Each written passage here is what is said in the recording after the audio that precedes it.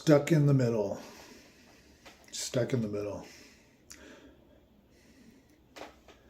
It's one of the worst places to be in life. It's stuck in the middle on anything, really. It's always better to be either for or against something, or with something, or without it. I mean, there is a lot of things in life that do have gray areas that can be left as such. But as for the most part, I think a person's got to make clear-cut decisions.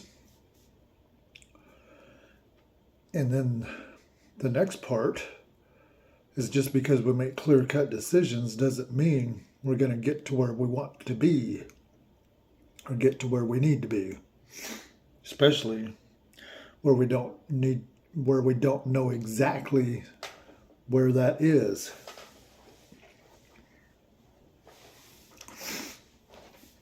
You know, in the motivational speakers world on YouTube, and the people who speak about the businesses they built and how they've crafted their profession to be very valuable and gone up from basically nothing to something. And they all talk about this spot, this place where you definitely do not want to go back. You don't want to turn back. You don't want to go back from where you came from. You pretty much outgrown any of your old friends. They don't talk the way you talk. They don't talk about the things you want to talk about. They don't study the things you study. They don't research the things you research. They're not interested in the things you're interested in. They're not even dreaming. They're not even setting goals or anything, other than looking to pay bills and some entertainment. And you know, that's fine. Living a life like that is absolutely fine. Living just I don't want to say a mediocre, because that's actually a pretty good life, especially if you compare it to living on the streets, being an alcoholic addict on the streets.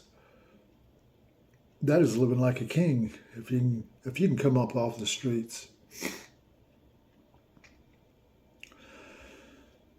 But about this spot, this dead spot, to me it's like a dead spot. I've been stuck in this dead spot for about 2 years, about a year and a half, something like that, to where I'm not good enough psychologically and emotionally, and the things I'm doing, to have the kind of friends that I'd like to have, or to be around, or to run with.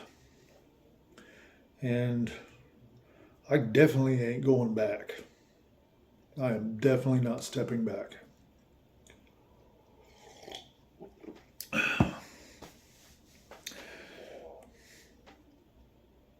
You know, I think, if anything, the thing about being in the spot where I'm at, caught in the middle, it's kind of, I don't know how to explain it. It's very bizarre. It's like being stuck in the middle of being someone who has influence with their words and knows they have influence and serious power, to where they actually need a mentor so they can learn to handle this power, instead of learning it to the crash course kind of way. Because once a person realizes that it's all about our words, and it's our arrangement of our words. And I know this now, even though I haven't proven it, as in sealed any major deals. Like example, I'll tell you this one example that I did last year that even now I'm still proud of. I'd literally crafted a $10 million deal. The deal was I was looking to get a $10 million loan from a bank, I have no credit, or you could say bad credit, because I got a repo under my belt, which I will not pay ever, which that's a whole nother story. Um, Also, not owning any land or any kind of equity, I guess you would say, anything that I could put up to have skin in the game.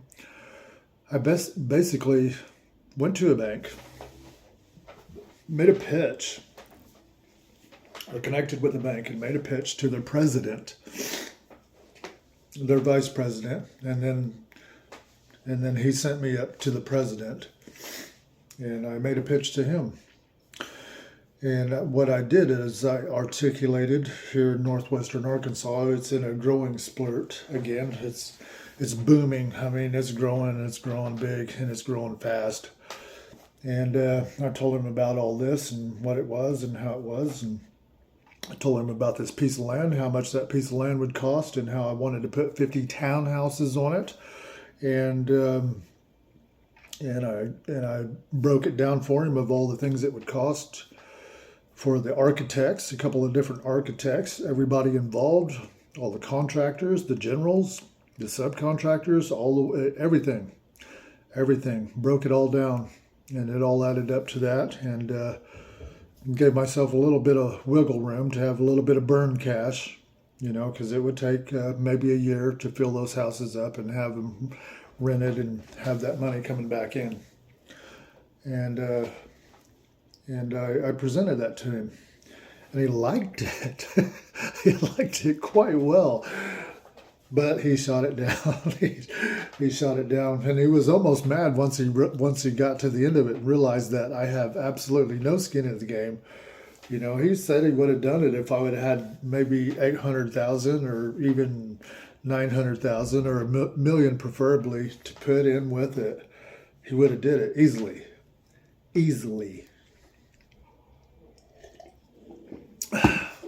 But it just blows my mind that somebody like me 5 years ago, 6 years ago, that was so terrified of other people's opinions and what they thought of me, to where I lived in such a small little bubble, small little world, to where now I'll put myself out there.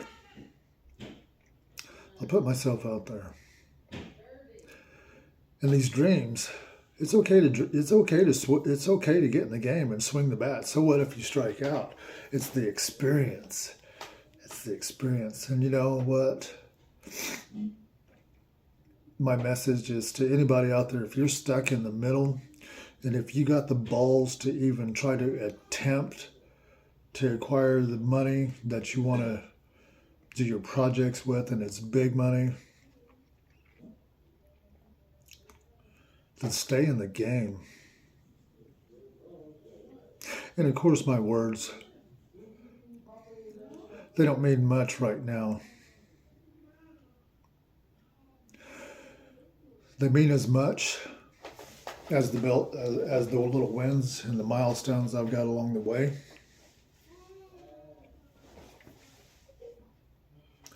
And I've learned a few things about the human psyche along the way. And the thing is I know that I will eventually get to be the person I want to be. And I will acquire the things that I want to acquire. I know this without a shadow of a doubt. It will happen. Absolutely. Do I think it's going to be next week? I don't know. Do I think it's going to be a month from now? I don't know. Do I think it's going to be next year? Maybe. I don't know. Maybe. One thing that kicked off this thing about looking at that real estate game, I'm really not looking to be a real estate person or make real estate deals, but it's fascinating.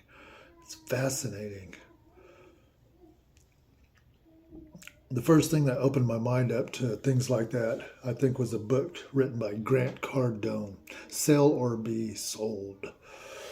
I read that about a decade ago, or read part of it, or what my mind would let me before my mind slammed shut and I went back into self-sabotage and went back into blindness and set the book down and didn't pick it up again for like another 8 years. 8 years, 7 years, something like that. 7, 8 years when I picked it up again and started looking into that. But stuck in this middle thing, it is a very peculiar place. It's just peculiar. I don't know how to describe it. It's like your mind is at this place where it's like, you know you can do it. You know you can do it, and you know you will do it according to what you've been doing, what you've been seeing, what you're hearing people speaking. Like, as for me, 6 years, for these past 6 years, I have loaded my mind with motivational speakers pretty much on a daily basis. Every day. At least some, if not multiple hours. A lot of times, letting the stuff play softly while I sleep. So it's going into my mind as I sleep. A lot of Les Brown stuff, Eddie Pinero, Jim Rohn, stuff like that, and a bunch of others, a whole bunch of others, too many others to mention. And I let that stuff ding around in my head. Did it every day. And it's been 6 years of doing that. And now I've came to a really weird place to where I know I can do that also. No, I won't sound like them. No, I won't look like them. No, I won't walk like them. No, I won't talk like them. But I'll have my own message and my own style, my own way of crafting a message around people's needs.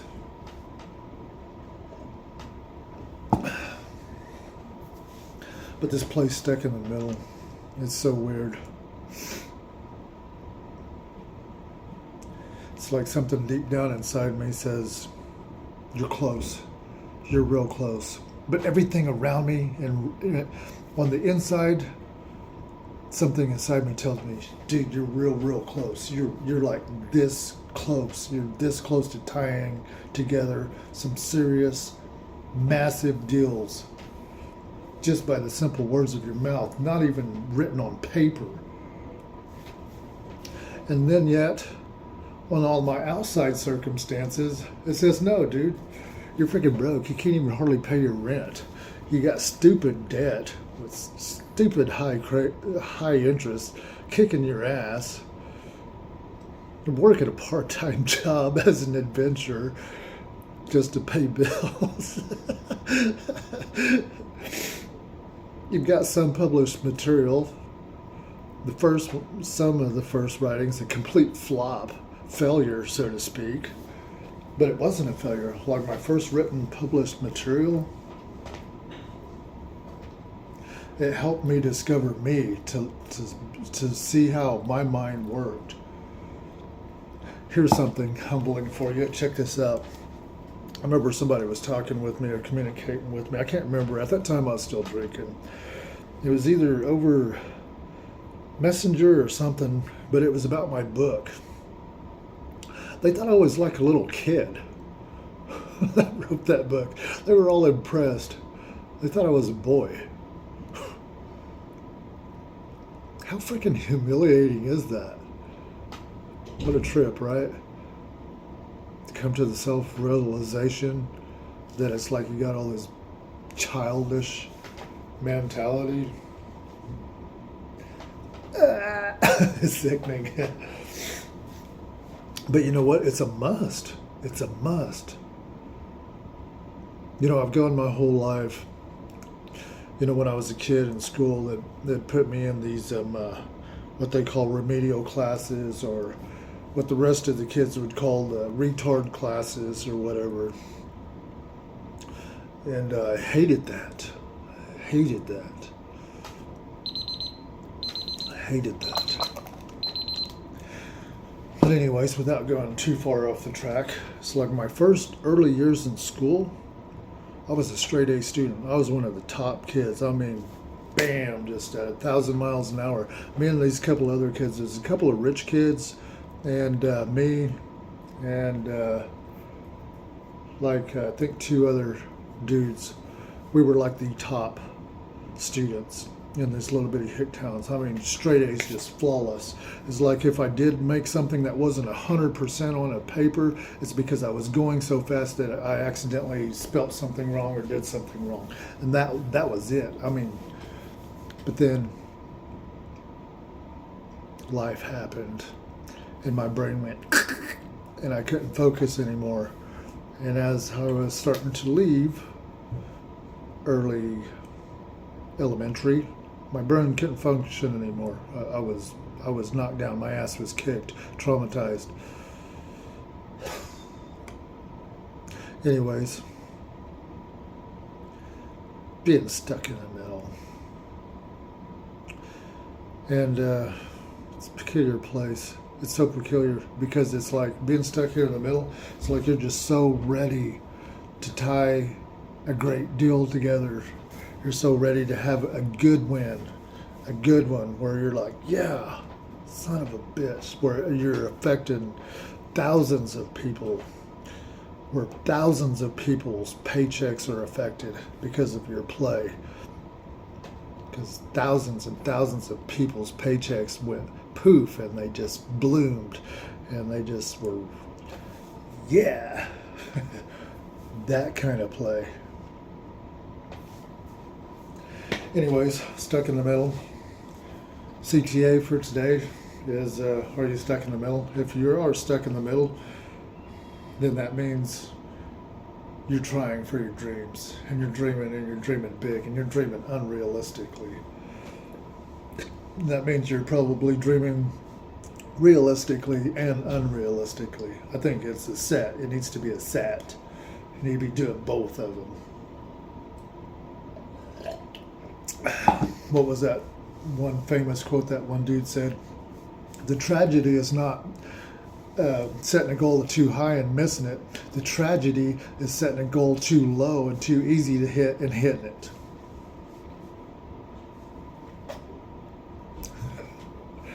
Yeah.